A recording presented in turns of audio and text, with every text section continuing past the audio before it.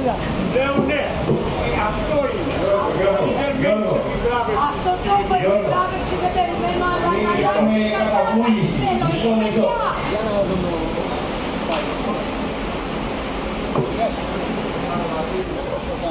Μισό λεπτό.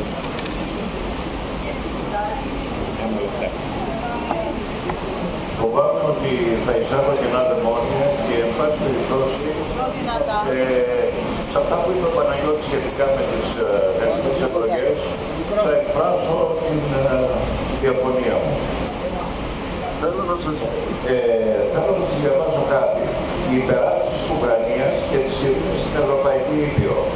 Για να σταματήσει ο επιθετικός πόλεμος του Βλαντιμίρ Πούτιν, ο οποίος πρέπει να λογοδοτήσει για τα εγκλήματά του ενώπιον της διεθνούς δικαιοσύνης.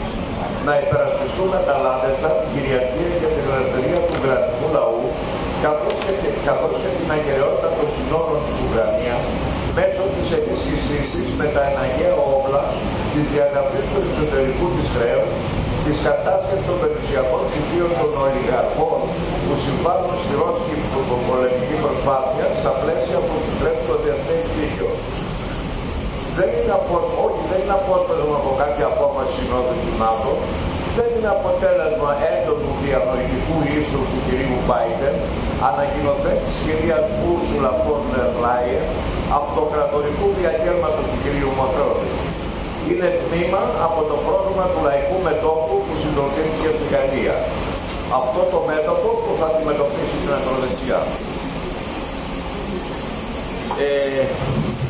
Δεν μπορώ να καταλάβω γιατί υπάρχει νικηφόρο εκλογικό αποτέλεσμα στη Γαλλία.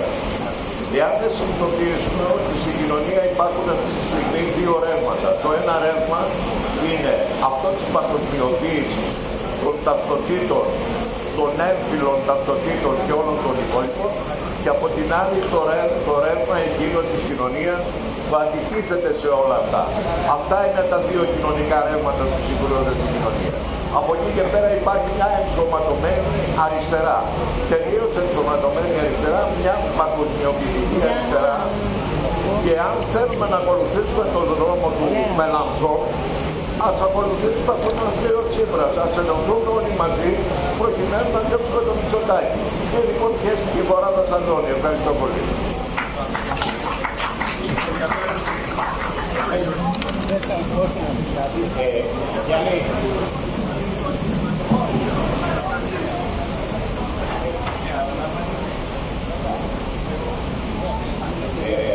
Μετά ο συγχρονιστής, και αν μου επιτρέπετε να πω και εγώ πιο ουδέτερο.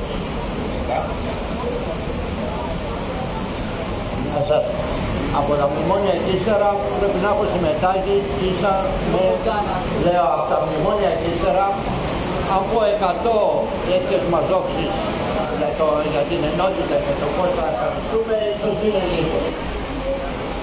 Βρισκόμαστε όντως στην πιο χρήσιμη στιγμή γιατί η Ελλάδα γίνεται Πορτορίκο. Όπως το είπε πολύ σωστά ο Λαπαζάνης λίγο πριν. Το ερώτημα είναι, όταν μιλάμε για συσπήρωση, πώς ακριβώς το φανταζόμαστε. Έρχομαι στα λόγια και του μόλις του οργανίσω και της Αδαμαντίας. Πώς φανταζόμαστε αυτή την ενότητα για την οποία μιλάμε εδώ πέρα και 15 χρόνια στα μάτια σε κάθε συνάντηση. Φανταζόμαστε ότι είναι κάτι προοδευτικών δυνάμεων. Ή μήπως θα πρέπει να λάβουμε υπόψη μας ότι όσο υπάρχουν οι ταυτότητες και οι ταυτότητες υπάρχουν δεξιάς και αριστερά, όσο υπάρχουν αυτές οι ταυτότητες και ταυτόχρονα υπάρχει η διάσταση μεταξύ της ελίτ και του λαού, της αριστεράς και του λαού, τότε αναγκαστικά θα μπούμε σε μια λογική όπου οι συνεργασίες θα πρέπει να είναι ανοιχτές σε δυνάμεις που λέγονται συντηρητικές, γιατί η συντήρηση σήμερα είναι κομμάτι της άμυνας. Ο προλετάριος αμήνεται πρώτα απ' όλα στο minimum βάση. Τα πιο φτωχά στρώματα αμήνονται, προσπαθούν να συντηρήσουν τα κεκτημένα τους. Αυτός ο συντηρητισμός βεβαίως θα πέσει στις ταυτότητες της δεξιάς και της αριστεράς. Δεν γίνεται λοιπόν να φτιάξουμε ενότητα μετά ούτε δεξιά ούτε αριστερά. Ο μόνος τρόπος με τον οποίο φτιάχνεται ενότητα είναι με το και δεξιά και αριστερά. Ποια δεξιά, ποια αριστερά, αυτό είναι το ανοιχτό ερώτημά μας. Ποια δεξιά, ποια αριστερά, μπορείς να συμπορευτείς με τον έγκλειστο στις φυλακές, προφανώς όχι. Αλλά υπάρχουν άλλες πολλές συντηρητικές δυνάμεις, οι οποίες αυτές οι συντηρητικές δυνάμεις δεν είναι καθόλου διαφορετικές από αυτές που λέμε τώρα. Δεν λέω για το λογίδριο του Σαμαρά εναντίον του Μητσοτάκη, όχι για τον Σαμαρά που έχει υπογράψει όλα τα μνημόνια. Αλλά ο ψηφοφόρος που είναι, αν ήσασταν εκεί πέρα τη Δευτέρα, θα βλέπατε ότι ο ψηφοφόρος δεν είναι καθόλου διαφορετικός στον προβληματισμό του από αυτά που λέμε εμείς εδώ τώρα. Εάν δεν υπάρχει λοιπόν μια σοβαρότητα στο και δεξιά και αριστερά, εαμικού τύπου Αποστόλου όταν ίδρυσε το ΕΑΜ, το είπε ξεκάθαρα. Ποιος είναι ο πιο αντιφασιλικός εδώ μέσα, το ΔΕΚΟΚΟΕ, παραδελικό. Ποιος είναι ο πιο αντιβασιλικός και αντιμεταξικός. Εγώ εκπρόσωπος του ΚΚΕ. Σας λέω λοιπόν ότι χωρίς τους μεταξικούς και χωρίς τους βασιλικούς ΕΑΜ δεν θα υπάρξει ποτέ. Θα πρέπει αυτό να το λάβουμε σοβαρά υπόψη μας. Εάν θέλουμε να μιλάμε σοβαρά για σύμπραξη και όχι να αερολογούμε για άλλη μια φορά, με δεδομένο ότι και η ελίτ έχουν κόψει με το λαό και η αριστερά έχει κόψει με το λαό. Αυτά. Λοιπόν, τον συναγωνιστή τον έχουμε αδικήσει. Δείξτε μας κατανόηση. Δεν έχει διάθεση, δεν έχω αδικήσει. Έδωσα το λόγο του Γιώργου Κωστρόσο. Είναι ο Γιώργος Ματθαίου. Με πρόλαβε ο Γιώργος για τον Μελανσόν. Ήθελα να κάνω την διόρθωση ότι ο Μελανσόν, μάλλον όχι ο ίδιος, αλλά το λαϊκό μέτωπο, έχει θέσεις υπέρ του πολέμου με την Ουκρανία. Δεν είναι. Είναι ακριβώς το πρόγραμμα του λαϊκού μετώπου. Αυτά που διάβασε είναι του Σοσιαλιστικού Κόμματος. Όχι, δεν είναι του Σοσιαλιστικού Κόμματος. Είναι ενσωματωμένα στο πρόγραμμα του λαϊκού μετώπου. Είναι του Κρήξμαν του Σοσιαλιστικού Κόμματος, αλλά ενσωματώθηκαν στο λαϊκό μέτωπο. Το έχω διαβάσει στο πρόγραμμά του, δυστυχώς αυτά είναι. Όπως και για το θέμα της Παλαιστίνης, ενώ ο Μελανσόν είναι υπέρ του Σύριου του κράτους Παλαιστίνης, είναι υπέρ της αντίστασης Παλαιστίνης, όπως ενσωματώθηκε στο πρόγραμμα του λαϊκού μετώπου ότι η Χαμάς κάνει τρομοκρατία. Δυστυχώς οι συμβιβασμοί υπήρξαν. Ειδικά στην Ουκρανία ήταν τεράστια. Ο συμβιβασμός ήταν τεράστιο. Ένα δεύτερο. Έχουμε και άλλα παραδείγματα όμως στην Ευρώπη. Δεν είναι η χθεσινή εκλογική μάχη στη Γαλλία. Είναι η μάχη στη Γερμανία. Είναι το κόμμα της Βάγκερνερ, η οποία δείχνει ένα διαφορετικό δρόμο για την αριστερά, αν το θέλουμε, ή για την ανεξαρτησία της Γερμανίας, γιατί είναι άλλα τα προβλήματα της Γερμανίας και άλλα τα ζητήματα που μπορεί να φέρει η Βάγκερνερ. Αλλά τα ζητήματα όσον αφορά το ΝΑΤΟ, όσον αφορά τη φιλία με τη Ρωσία, όσον αφορά το μεταναστευτικό, η Βάγκερνερ είναι διαφορετική από τα υπόλοιπα κόμματα της ενσωματωμένης αριστεράς. Ένα δεύτερο παράδειγμα είναι το εξαφανισμένο κόμμα της Τσεχίας, Κομμουνιστικό Κόμμα της Τσεχίας, το οποίο αφού άλλαξε θέση για το μεταναστευτικό, για το ΝΑΤΟ και για την Ευρωπαϊκή Ένωση και τις Βρυξέλλες, βρέθηκε στις ευρωεκλογές τις τελευταίες από το 3% και 2,5% των εκλογών των εθνικών στο 9,5%. Έχουμε παραδείγματα να ακολουθήσουμε. Δεν είναι το λαϊκό μέτωπο της Γαλλίας να ακολουθήσουμε. Ποιος το είπε? Ποιος το είπε αυτό να ακολουθήσουμε? Αυτό κατάλαβα. Από την ομιλία σου αυτό κατάλαβα. Δεν είναι αυτό. Ένα δεύτερο. Ένα τρίτο μάλλον τώρα. Αγαπητοί συναγωνιστές και φίλοι, δεν συγχωρείτε πολύ. Αν πάρω ένα πιτσιρικά από εδώ, που του λέει,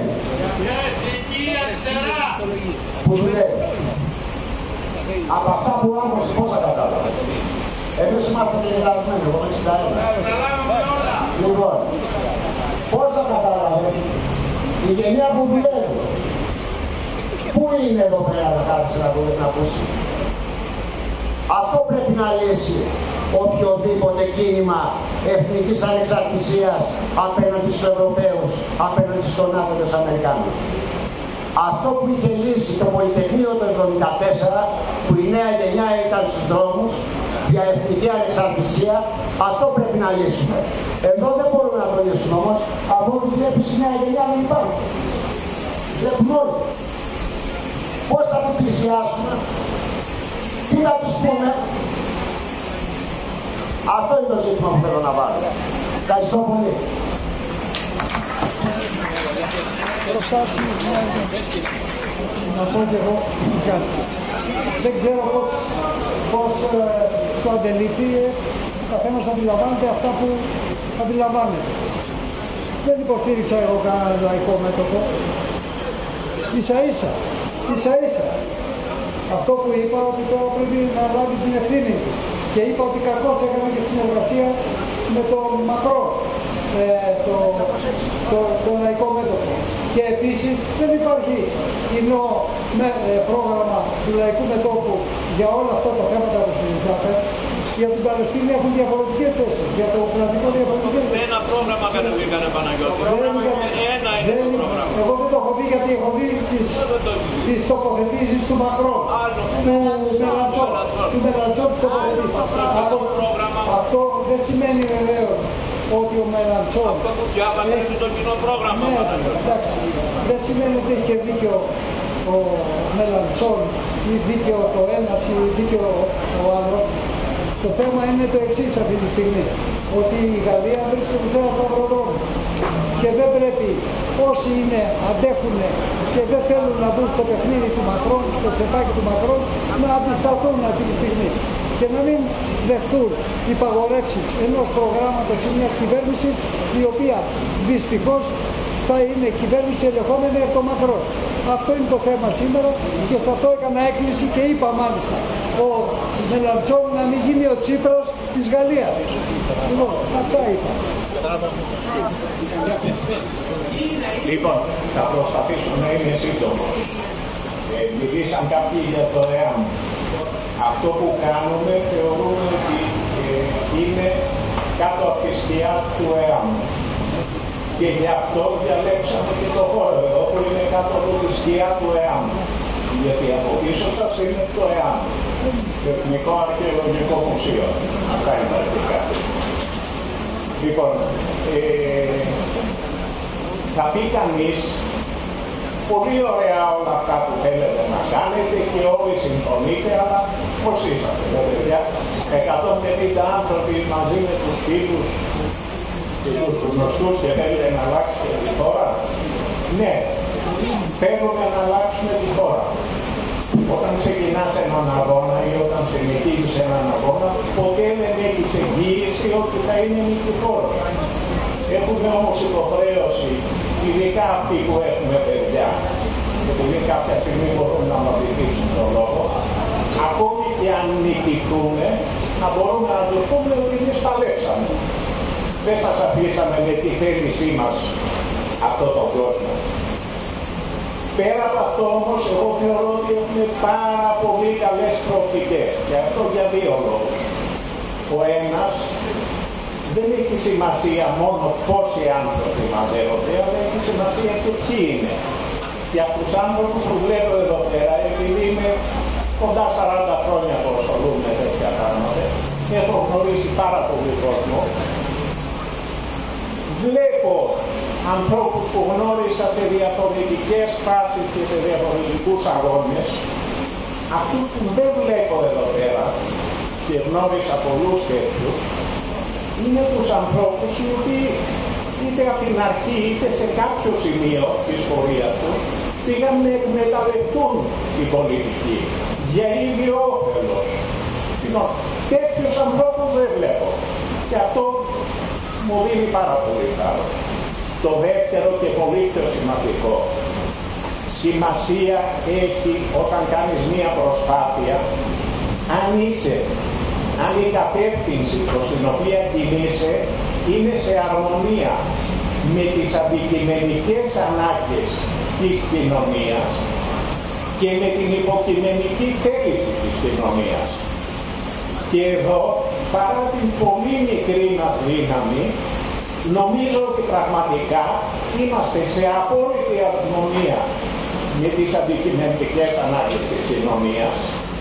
Πλέον θεωρώ ότι η μεγάλη πλειοψηφία της κοινωνίας θέλει τα ίδια πράγματα με εμάς και ακόμη πιο σημαντικό, έχουν μπει μπρος και έχουν προχωρήσει πάρα πολύ σε διεθνές επίπεδο μη αναστρέψιμες διεργασίες και βεβαίως οι πιο σημαντικές είναι αυτό που γίνεται στην ειδική στρατιωτική επιχείρηση στην Ουκρανία και στον πόλεμο στη Γάζα, και δεν αποκλείεται αύριο μεθαύριο να δούμε άλλους δύο τέτοιους πολέμους, έναν Κίνα, Ταϊβάν, Φιλιππίνες και ένα δεύτερο στη γειτονιά μας με τη Σερβία.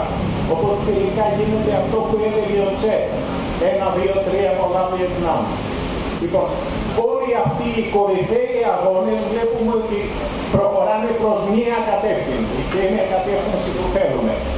Και αυτό θα επηρεάσει όλες τις χώρες και θα δώσει, ελπίζω, φτερά και σε εμάς. Να πω ένα τελευταίο. Ο Παναγιώτης μιλώντας μπέρδευε λόγω της ομοιότητας του ονόματος το Μελανσόν με το Μακρόν. Ελπίζω στο επόμενο διάστημα να μην τους μπερδεύουμε και λόγω της πολιτικής τους. Σαφώς υπάρχει αυτός ο φόβος. Η άποψή μου είναι ότι ο Μελανσόν μέχρι τώρα έχει φανεί κατώτερος των περιστάσεων. Ας ελπίσουμε ότι θα αλλάξει έστω, όχι την 11η, έστω τη 13η ώρα, ότι θα αλλάξει πορεία. Συγγνώμη αν μακρηγόρησα.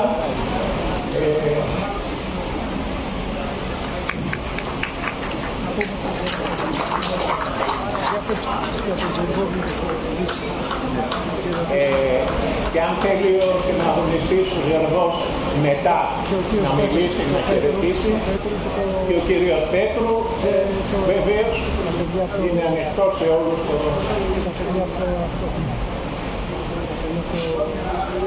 Καλησπέρα σας, αποδοτικά. Λέγομαι Δημήτρης Φυσίνας. Θέλω να σας πω δύο σκέψεις. Το πρώτο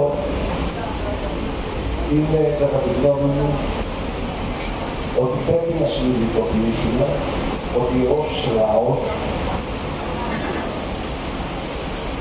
έχουμε υποστεί μια πολύ μεγάλη στρατηγική ήττα,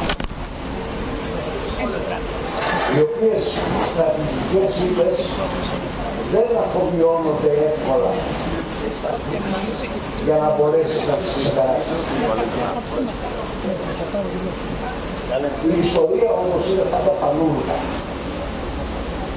και πρέπει κανείς αντίστοιχα να ανταποκρίνεται στις συνθήκες που δημιουργούνται. Αυτό είναι πολύ δύσκολο, αλλά είναι πολύ σημαντικό. Δεν θα ξεπεράσουμε εύκολα αυτή τη στρατηγική ήττα. Υπάρχει όμως μια μεγάλη πολιτική καταγραφή, πιστεύω, ότι αυτή τη στιγμή, έτσι όπως εκφράστηκε στην τελευταία πολιτική βούληση του λαού, έχουμε μια κυβέρνηση που είναι του 11,2%, έχουμε ένα ΣΥΡΙΖΑ που είναι του 6%, έχουμε ένα ΠΑΣΟΚ το οποίο είναι στο 5% και πάει και παρακάτω, η αναβολή. Αυτό όμως είναι πάνω κάτω μια μεγάλη πολιτική καταγραφή. Στο ξεπέρασμα αυτής της στρατηγικής ήττας θα εκτιμούσα πολύ αυτό που θα σας πω, να μην ήταν παρόν ο Παναγιώτης ο Λαφαζάνης. Γιατί από τα πράγματα θα μιλήσω για αυτό. Ο λαός όταν δίνει μάχες ή όταν θα ετοιμαστούμε, θα προκύψουν μάχες, χρειάζεται σύμβολα. Τα σύμβολα παίζουν πολύ μεγάλο ρόλο στην ιστορία. Λοιπόν, εδώ είναι οι ευθύνες όλων μας. Πλην του Παναγιώτη. Ο Παναγιώτης στην πολλών δεκαετιών διαδρομή του στην κοινωνική και πολιτική ζωή της χώρας έχει καταγραφεί στη συνείδηση του ελληνικού λαού και καταγράφεται συνέχεια περισσότερο ότι είναι ένας ευπατρίδης της πολιτικής και των πολιτικοκοινωνικών αγώνων. Αυτό είναι ένα μεγάλο κεφάλαιο, πολιτικό κεφάλαιο. Εμείς όλοι οι υπόλοιποι έχουμε υποχρέωση να διαφυλάξουμε στον Παναγιώτη αυτό το πολιτικό κεφάλαιο και να μην φτάνει. Διότι το σύστημα το πρώτο που θα κάνει είναι ακριβώς αυτό. Να αποκεφαλοποιήσει τα σύμβολα. Και ο Παναγιώτης εξελίσσεται σε σύμβολα. Χωρίς τηρουμένων των αναλογιών, των αποστάσεων, των ό,τι θέλετε, ένα τέτοιο σύμβολο στα ύστερα χρόνια ήταν το σύμβολο του Μανώλη Γκρέζου. Να το σκεφτούμε. Αυτό. Και στο τρίτο πράγμα θα συμφωνήσω απόλυτα με την κυρία αρχαιολόγο ιστορικό ότι το πιο σημαντικό είναι να ξεκαβαλήσουμε τα καλάμια που κουβαλάνε οι διάφοροι οι ομαδούλες. Ο Παναγιώτης έβαλε ένα στίγμα για το ποια είναι τα μεγάλα ζητήματα. Όντως, εν πολλής περιέγραψε τα μεγάλα ζητήματα. Από εκεί και πέρα πρέπει να βρούμε τον δρόμο. Οι συνθήκες οριμάζουν, αλλά αυτό είναι μια μακρά διαδικασία. Και οι διεθνείς συνθήκες βοηθάνε. Εδώ πρέπει να σκεφτόμαστε. Think global, act local. Σκέφτεσαι παγκόσμια, αλλά λειτουργείς τοπικά. Εκεί που είναι η εμβέλειά σου. Το μεγάλο παράδειγμα σε αυτό, όπου μπορούμε να αρχίσουμε, είναι από τη σοφία του Κάστρο. Ο Κάστρο, στα αχαμνά, στο υπογάστριο της Αμερικής, κατάφερε να στέκεται απέναντι. Γιατί ήξερε τα όρια στα οποία λειτουργούσε. Τελειώνω. Αυτά ήθελα να σας πω. Τώρα θα σκεφτούμε καλά.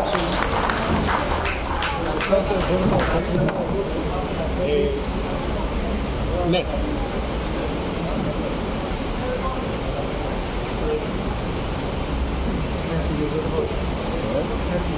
Θα συνεχίσω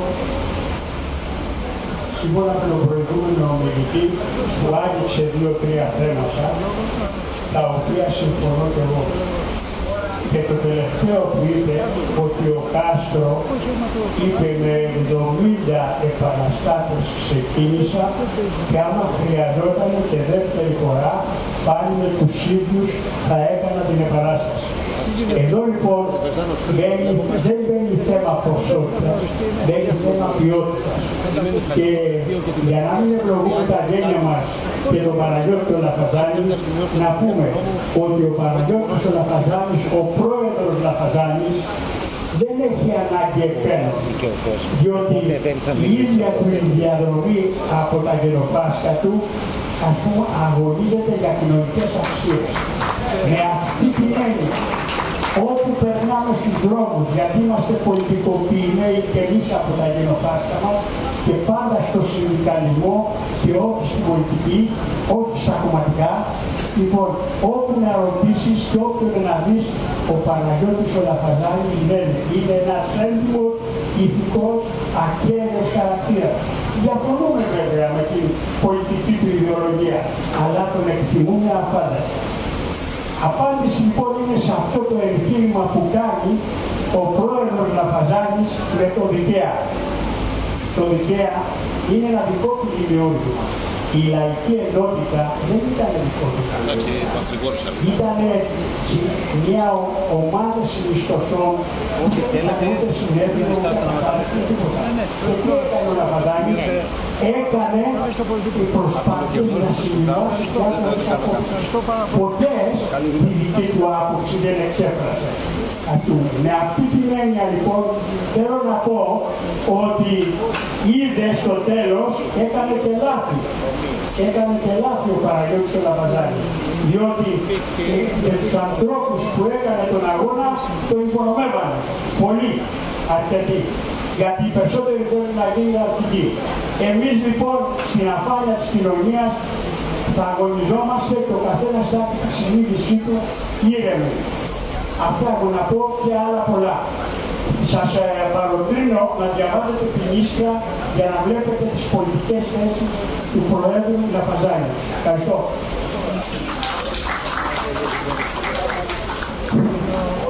Γιάννη.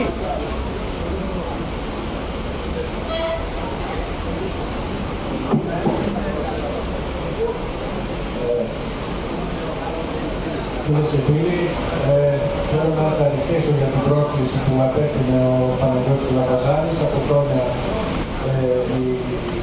μέσω της Χριστιανικής Δημοκρατίας είμαστε σε επαφή και εκτιμούμε ιδιαίτερα το γεγονός ότι κάποιοι άνθρωποι απαρνήθηκαν την εξουσία και τον επαγγελματισμό της πολιτικής και αγωνίζονται για το συμφέρον του λαού. Και σε αυτούς ασφαλώς περιλαμβάνεται και ο Παναγιώτης και οι άλλοι συναγωνιστές του που στον κρίσιμη αυτή στιγμή του 2015 απαρνήθηκαν, θυσίασαν μάλλον την βουλευτικά έδρα αντιπουργικά και επέλεξαν την αξιοπρέπειά τους αντί για αυτούς τους συμβιβασμούς και την εξαγορά της αξιοπρέπειας η οποία συνέβη τότε. Οπότε το ζωντανό παράδειγμα έχει τη μεγαλύτερη αξία ακόμα και από ιδέες και θέσεις και ένα σωρό άλλα που θα μπορούσε κανείς να πει. Επειδή υπόθηκε κάτι για την Γαλλία, ήθελα να ξεκινήσω με το εξής. Υπάρχει ένα δημοσίευμα της εφημερίδας Le Monde το 1992 που το αναρτήσαμε τώρα στην ιστοσελίδα μας. Αφορούσε τον προεκλογικό αγώνα για το θέμα του Μάστριχτ, για τη συνθήκη του Μάστριχτ. Λοιπόν, η εφημερίδα δημοσιεύει μια δήλωση ενός υπερφιλελεύθερου πολιτικού, του Αλάν Αντελάν, ο οποίος προσπαθούσε να πείσει τους ομοειδεάτες της δεξιάς ότι ήταν σωστή η συνθήκη. Και υπήρχαν αντιδράσεις. Ήταν αδιανόητο να υπάρχουν εκχωρήσεις εθνικής κυριαρχίας. Οπότε είπε ο Μαντελάν, το Μάστριχτ περιέχει περιορισμούς. Αλλά είναι περιορισμοί ευτυχείς, γιατί είναι περιορισμοί φιλελεύθεροι. Οπότε ο φιλελευθερισμός φέρει την ευτυχία. Και μάλιστα που προχώρησε ότι χάρη στο Μάστριχτ δεν θα είναι ποτέ δυνατόν να εφαρμοστεί το πρόγραμμα της κυβέρνησης Μητερών 1981 και 1983. Ένα αντίστοιχα κάπως πιο ριζοσπαστικό πρόγραμμα που αντιστοιχεί λίγο με την πρώτη τετραετία του Πασόκ. Οπότε ουσιαστικά όποιος δέχεται τις ευρωπαϊκές συνθήκες αυτοκαταργείται. Και η αριστερά δεν έχει αυτοκαταργηθεί από τη στιγμή που δεν αμφισβητεί, δεν θέτει σε αμφισβήτηση τις λεγόμενες ευρωπαϊκές συνθήκες. Γιατί αυτός το δηλητηριώδες κάτω είναι το οποίο έχει φέρει τη δυσανεξία των λαών. Ξεκίνησε με την Ελλάδα το 2015, είπαν ότι είναι τεμπέλιες οι Έλληνες και τώρα αποδεικνύεται ότι υποφέρουν οι Ιταλοί, υποφέρουν οι Γάλλοι, υποφέρουν οι Γερμανοί. Και αυτό διότι σταδιακά διαβρώνεται και συρρυκνώνεται το κοινωνικό κράτος με όπλο την πολιτική της λιτότητας και το σύγχρονο της ακερότητας, όπως επίσης και με το ξεπούλημα των υποδομών, το οποίο γίνεται προς όφελος του παρασιτικού κεφαλαίου. Ήταν το δυστύχημα της Σιτσένοβα, που έπεσε μια γέφυρα, διότι δώσανε τους αυτοκινητοδρόμους σε ιδιωτικές εταιρείες, χωρίς κανένα λόγο. Στράτανε λοιπόν τα διόδια και επενδύσανε το προϊόν σε αλλού. Αλλά δεν φροντίσανε τη συντήρηση και κατέληξε η γέφυρα Μουράντη στην Τζένοβα. Για τεράστιο σκάνδαλο. Και αυτό γίνεται και με το ρεύμα, γίνεται παντού. Έχουν κρατήσει οι αεριτζίδες πάνω στις γράμμα υποδομές χωρίς να βάζουν ούτε λεφτά ούτε ρίσμα. Και αυτό κάνει συνεχή εξαθλίωση των λαών. Λοιπόν, αυτό πρέπει τη ρίζα του κακού να αμφισβητήσουμε. Η ακροδεξιά που προσανατολίζει όταν λέει ότι εχθρός είναι ο συνάνθρωπός μας και ουσιαστικά έρχεται να εφαρμόσει η ακροδεξιά σε άλλη εκδοχή την ίδια πολιτική. Ελπίζω να μην, έτσι όπως ήρθαν οι συνθήκες στη Γαλλία, να μην έχουμε μια εξέλιξη να φαρεί και το υπόλοιπο πολιτικό σύστημα και να έρθει η Λεπέν επικυρίαρχος το 2027. Και βέβαια όλα τα κοινωνικού περιεχομένου συνθήματα είναι παραπλανητικά, όσοι λένε και εδώ, ό,τι λένε και εκεί, θα εφαρμόσει σκληρή λιτότητα και αυτή, θα προσαρμοστούν στο σύστημα. Γιατί όπως ξέρουμε, ο φασισμός είναι άρελος απέναντι στον αδύναμο, αλλά αδιάρρητο κατοικίδιο απέναντι στο κατεστημένο. Για να μην μακρηγορώ άλλο, εκφράζω τους χαιρετισμούς, το χαιρετισμό στην εκδήλωση και εμείς θα είμαστε πάντα συμπαραστάτες στον αγώνα του Παναγιώτη Λαβαζάνη για τους πληστηριασμούς και πρέπει να επανέλθουμε και για τους ηλεκτρονικούς πληστηριασμούς, να βρούμε μορφές κινητοποιήσεων για να πιστεί ο λογικός κόσμος να καταργηθούν στην πράξη οι πληστηριασμοί τους βάρους της συναλλικής κατοικίας. Ευχαριστούμε για την πρόσκληση και για την πληστηριασμή. Να πω δύο κουβέντες εγώ, αν δεν κάνω κατάκριση, γιατί... Ωραία. Ελάτε.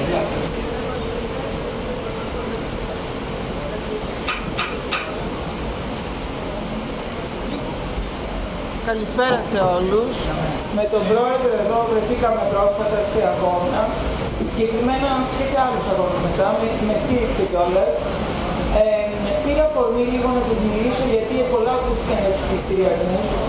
Δεν είναι αυτό βέβαια να μονοπολίσουν. Εγώ πιο πολύ είμαι εδώ για να ακούσω προτάσεις, γιατί συντάσσουμε με την άποψη του Προέδρου ότι σαν να είμαστε σε κατοχή αυτή τη στιγμή. Πρέπει να γίνουν δράσεις.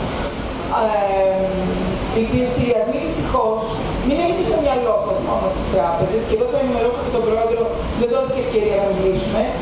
Με πήγανε 2 γυναίκες από την Ελλάδα που με βρήκανε οι ευθυκίνοι και τους πήρανε για κοινόχρηστα και σε αυτές στο σπίτι για 4 και 5 εκατοστάρικα.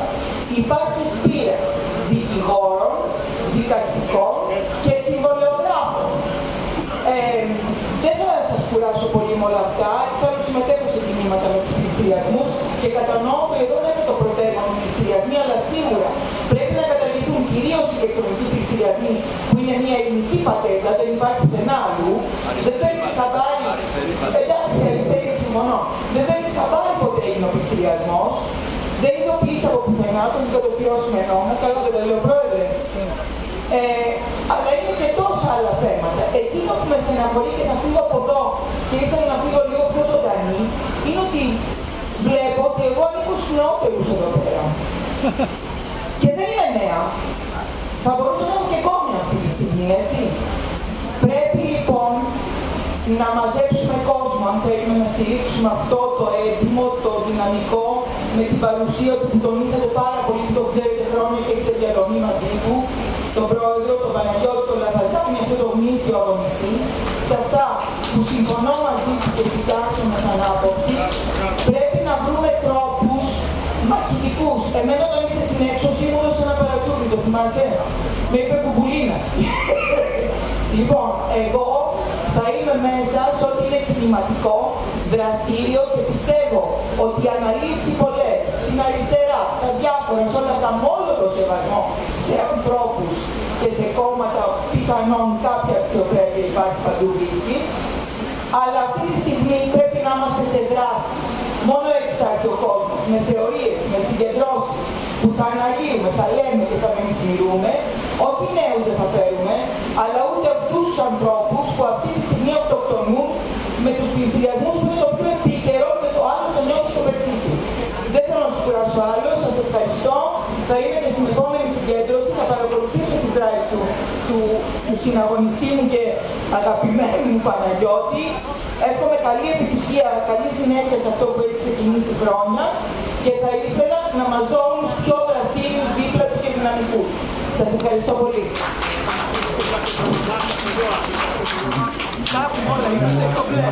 Μια κουβέντα, θέλω να είναι ωφέλιμος, τίποτα άλλο. Άρα δεν θέλω να φανατίσω, δεν θέλω να μιλήσω με το τελικό. Προσπαθώ να βρω τις λύσεις. Γιατί η πραγματικότητα έχει λύσεις, αλλά εμείς δεν τις βλέπουμε. Έχει λύσεις μας, κάθε τόσο μας δίνει ένα σήμα. Έγιναν στα τέλη, μαζεύτηκαν τόσος κόσμος. Πού μαζεύτηκε, τι συμβαίνει, τι έγινε, μαγικά. Κάποιοι άνθρωποι δούλεψαν συστηματικά, οργανωμένα, στοχοπροσιλωμένα. Ερχόμαστε εδώ. Το δημοκρατικό κίνημα κοινωνικής απελευθέρωσης που έχει την τιμή, την τύχη να έχει επικεφαλής στο Παναγιώτη, έχει ανθρώπους εξαιρετικούς. Άρα πρέπει να το βλέπουμε έτσι.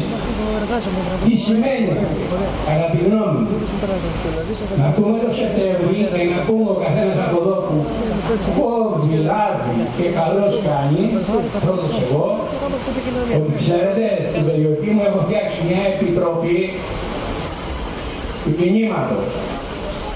Διαφορετικά είναι αυτό που λέμε μπαμπαλίζουμε στην πατρίδα. Λέμε πολλές κουβέντες. Η αριστερά εδώ και χρόνια διαπαιδαγωγήθηκε να λέει πολλές κουβέντες και να μην κάνει τίποτα. Γι' αυτό είναι και αυτό το αποτέλεσμα. Γι' αυτό και έχουν οι φασίστες επιρροές. Γι' αυτό. Το κενό δεν γεννήθηκε δηλαδή μεταφυσικά. Το άφησες, θα πει ο άλλος. Ποιος θα πει ο άλλος? Ο παλιάρχος, ο Ελληνός, ο συμβιβασμένος. Αυτός που πρακτορεύει. Αυτός που έχει ίδιο όφελος, που πατάει επιπτωμάτων, που δεν έχει καμία αρχή, καμία ιδεολογία. Δεν συμφωνώ δεύτερο ότι ξέρεις, θέλει αυτό, κάνουμε ανάλυση και δεν θέλει αυτός και αυτός. Από πού το σου, εγώ δεν θέλω. Από πού το σου. Γιατί δεν μαλευθήκαμε την επομένη του όχι 2 εκατομμύρια Έλληνες στο Σύνταγμα να ρίξουν αυτό το ανοσούργημα. Τι δεν μαλευθήκαμε. Τι φοβηθήκαμε. Μήπως έχουμε διαπαιδαγωγηθεί έτσι. Άρα αυτά που ζούμε, που ζήσαμε και που θα ζήσουμε θα μας βάλουν μπροστά το εξή. Τι να κάνουμε. Όχι τι θα πούμε. Εδώ συμφωνούμε όλοι στο τι θα πούμε. Άμα αρχίσουμε και μιλάμε εδώ θα λέω συμφωνώ, όπως είναι. Και το δεύτερο, καλά θα κάνουμε να μην κοσκινίζουμε για την κουβέντα.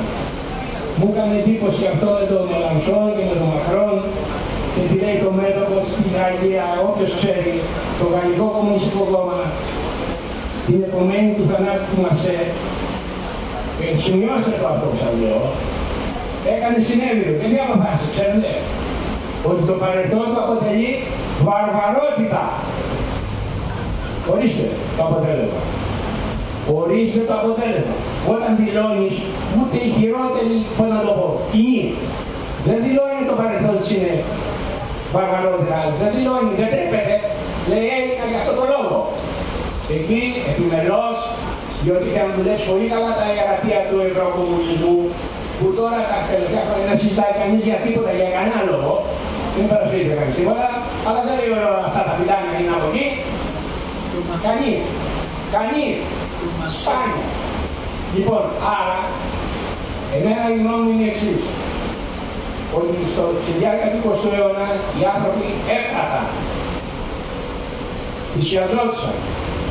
Και μέσα από εκεί κάνανε και απίστευτα, είχαμε και απίστευτες τραγουδίες. Αλλά δεν μπορεί να τους καταλογίσει κανείς τίποτα. Ξέρετε τι, ότι παιδάκι μου έδωσε τη ζωή σου, αλλά εντάξει, ήσουν και λίγο τραγουδίσουν. Και έδωσα τη ζωή μου. Εσύ τι δίνεις. Τελειώνοντας, εγώ λέω ότι το Σεπτέμβριο να δώσουμε μια υπόσχεση όλοι ότι αυτό το πράγμα που κάνουμε σήμερα θα έχει μετουσιωθεί οργανωτικά, λαϊκιστικά, σε οργάνωση. Οργάνωση σημαίνει μαζεύω κόσμο, τους κουβεντιάζω και τους λέω ελάτε εδώ, θα εξεγερθούμε, θα σταματήσουμε τα παραμύθια ή θα συνεχίσουμε έναν λόγο που πανάμε. Αυτή είναι κατά τη γνώμη μου η δική μου προσέγγιση, αυτό είναι το δικό μου ανάγνωσμα, αυτή είναι το δικό μου συμπέρασμα, αυτή είναι η δική μου συνταγή. Σας ευχαριστώ πολύ. Προφανώς είναι θεμιτές και επιθυμητές όλες οι προσεγγίσεις που είναι μέσα στα πλαίσια του εδώ πέρα. Εγώ είμαι πολύ ευχαριστημένος από αυτή τη συγκέντρωση, μπορεί να τράβηξε λίγο παραπάνω, αλλά μπορέσαν να μιλήσουν πολλοί άνθρωποι.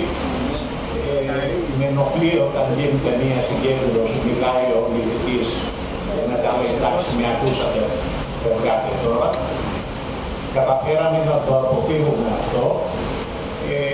Θα ήθελα, αν θέλουν και αυτοί βέβαια, αν θέλει να πάρει το λόγο ο συναγωνιστής ο Πέτρου από το Πατριωτικό Κοινωνικό Κίνημα, άμα θέλει ένας περισσότερος τους συναγωνιστές αυτά και να μιλήσουν.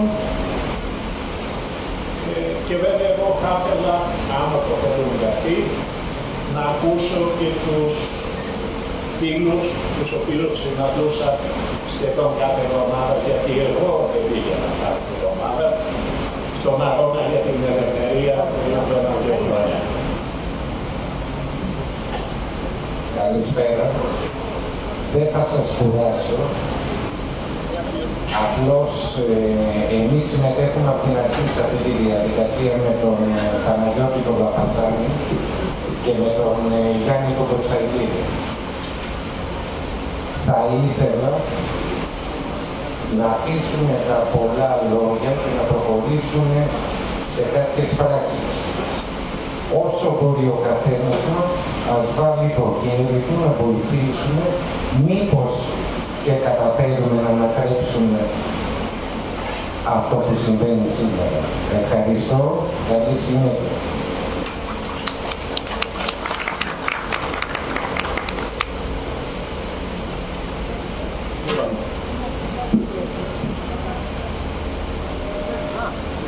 Οι συναγωνιστές αυτά και δεν επιθυμούν να πάρουν τον λόγο. Δεν ξέρω, οι φίλοι κρύβονται από εκεί, δεν επιβάλλουν σε κανένα να μιλήσει, έχουν μιλήσει με τις πράξεις τους. Υπάρχει κάποιος άλλος που θέλει να πάρει τον λόγο ή να κλείσουμε.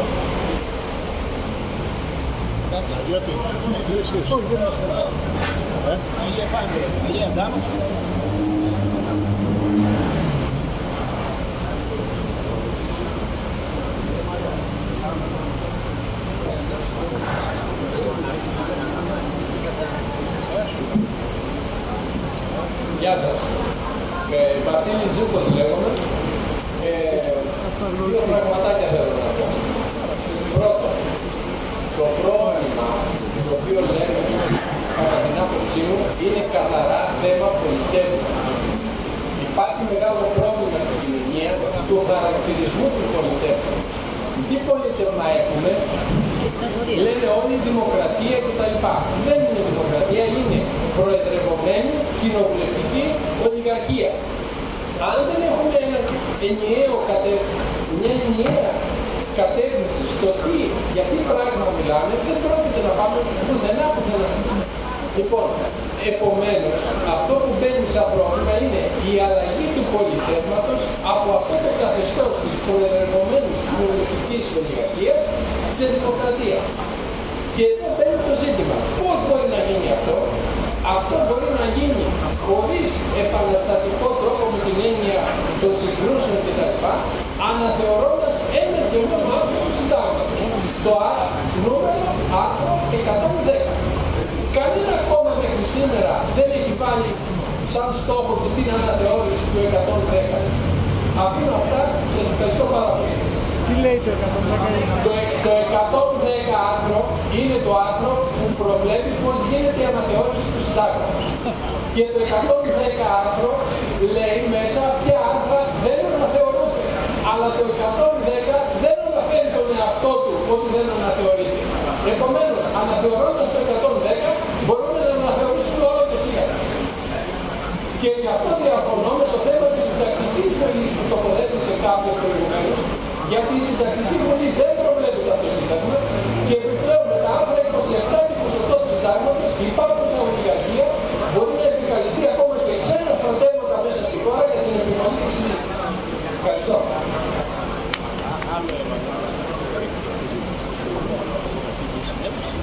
Καλησπέρα σε όλους. Καλαφάτης Κωνσταντίνος. Συγγνώμη που μιλώ, πρώτη φορά έρχομαι σε κάποια συγκέντρωση εδώ στην Ικαία. Με τον πρόεδρο έχουμε βρεθεί σε κάποιες πορείες, έχουμε και δύο κουβέντες. Εκείνο που θα ήθελα να πω είναι για τη σχέση μας με την Τουρκία. Γιατί άκουσα και τον πρόεδρο και είπα αρκετά πράγματα και νομίζω ότι είναι το μεγάλο πρόβλημα που διέπει τις σχέσεις του νεοελληνικού κράτους με τον γύρο κόσμο και με τις καπιταλιστικές χώρες, τις υπόλοιπες που μας ελέγχουν και εμάς και αυτούς. Και έχουν κατακαιρματίσει όλη αυτή την περιοχή με τους διάφορες αυτές οντότητες κρατήδια, τα οποία είναι όλα υποτελείς αυτές και μάχονται μεταξύ τους. Και στηρίζουν όλο αυτό το οικοδόμημα του πολέμου και του εξοπλισμού και όλα αυτά. Άκουσα για 2-3 αιστείες που κοιμωνούνται, που μένουν να ξεκινήσουν πέρα όλων αυτών που βλέπουμε. Θεωρώ ότι και εμείς μπορεί να αποτελέσουμε κάτι αντίστοιχο της Ουκρανίας με τη Ρωσία, εμείς με την Τουρκία. Και να πολεμήσουμε μέχρι το τελευταίο Έλληνα την Τουρκία. Για ποιο λόγο? Η ομοιοσύνη δεν είμαστε εμείς. Εμείς έχουμε πλέον αλωθεί μέσα στη Δύση. Μέσα σε αυτές τις ειδικές δομές που μετέχουν όλα αυτά τα χρόνια. Και μπορεί να συζητάμε εδώ και να προσπαθούμε, αλλά όλοι έχουμε ένα μικρόβιο από όλη αυτή την δυτική προπαγάνδα. Και από αυτό το σύστημα το οποίο ελέγχει και την εξουσία και την αντιπολίτευση. Άρα λοιπόν θέλει μεγάλη προσοχή αυτό το θέμα. Η νομιμοσύνη και απέναντι είναι κι αλλού. Κοιμάτεται από τη στην Παλαιστίνη και στον Λίβανο και στη Συρία και πρέπει να ενωθούμε με όλες αυτές τις δυνάμεις. Πρέπει να συγχωρηθούμε. Είναι ένα θέμα που θέλει προσοχή. Όπως επίσης και ένα άλλο που θέλω να πω, το ηλεκτρονικό φακέλωμα το οποίο εξελίσσεται, οι νέες ταυτότητες, ο ενιαίος αριθμός, όλα αυτά τα οποία θα μας οδηγήσουν σε μια ακόμα μεγαλύτερη σκλαβιά. Και όσο τα αποδεχόμαστε και όσο εισχωρούμε σε αυτά, όπως με την περίοδο της πανδημίας που δεν υπήρξε καμία αντίδραση από κανένα πολιτικό κόμμα, τα δεχτήκαμε όλα και είδαμε τα αποτελέσματα και τους υποχρεωτικούς εμβολιασμούς και όλα αυτά τα μέτρα, θα φτάσουμε και σε ακόμα χειρότερα. Δεν μπορούμε να κάνουμε τίποτα, συγγνώμη για αυτό που λέω, αλλά θέλει αντίσταση πραγματική σε όλα. Ευχαριστώ πάρα πολύ και συγγνώμη. Ναι, άμα θέλει. Πες και εσύ, κάτσε η τελευταία, θα σε ελευθερώσεις, γιατί το μαγαζί 15 λεπτά. Εγώ θα είμαι πολύ σύντομη και πολύ περιεκτική. Είμαι η Γιολάντα Πλαταού, καλλιτέχνης και ραδιοφωνικός παραγωγός, πρώην δηλαδή, γιατί την εκπομπή μου την έκοψαν κακήν κακώς επειδή αφορούσε θέματα πολιτικά και καταλαβαίνετε τώρα, είναι που το πολιτικό σύστημα δεν συνάδει με το πολίτευμα το οποίο ευαγγελίζονται. Εγώ λοιπόν σε Γιολάντα, πριν πω την τελική μου φράση όταν έρθει η Γιολάντα, θα σας πω ότι είναι υπέρ της σύγκρουσης με το ισχύον πολιτικό σύστημα, το οποίο μόνο σύγκρουση θέλει και τίποτα περισσότερο. Και ακούσατε τώρα το τάδε έρθει η Γιολάντα. Οι δικτάτορες πεθαίνουν όταν ανασταίνεται η λαϊκή βούληση. Ευχαριστώ.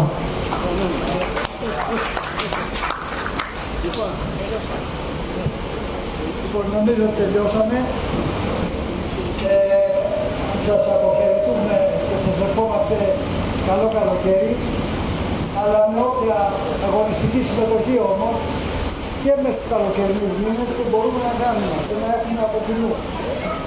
Ραντεβού λοιπόν το Σεπτέμβριο θα συνεχίσουμε αποφασιστικότερα, δυναμικότερα και ενωτικά με όσους είναι διατεθειμένοι, είτε δυνάμεις, είτε οργανώσεις, είτε πολίτες, ανιδιοτελώς με αυτοθυσία, αγωνιστικότητα να θέλουν να προσφέρουν στη μεγάλη ανατροπή και στο μεγάλο όραμα που έχουμε μπροστά μας.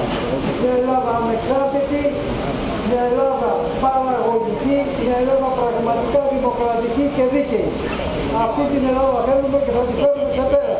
Να είστε βέβαιοι, αν εμείς την πάρουμε ζεστά αυτή την υπόθεση, την παλέψουμε πραγματικά, αν την πιστέψουμε, αν δεν την ξημερούμε, αν δρούμε όλοι μαζί ενωμένα, τότε θα πετύχουμε. Να είστε βέβαιοι ότι θα πετύχουμε. Η καινούργια περίοδος θα είναι ελπιδοφόρα. Γεια σας, καλό καλοκαίρι.